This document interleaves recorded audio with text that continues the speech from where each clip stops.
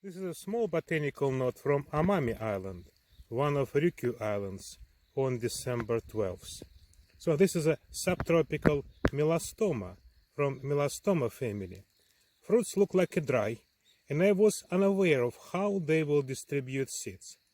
There is a botanical general rule that if fruit is dry and polyspermos contain many seeds, then it must be open. And today I see it. So look here, this is the opened fruits of Melastoma. Fruit are open, and as you see, seeds are a bit mixed up with something semi-liquid.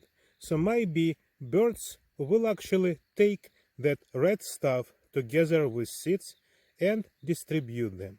This is how Melastoma from Melastoma family might be distributed. Thank you very much.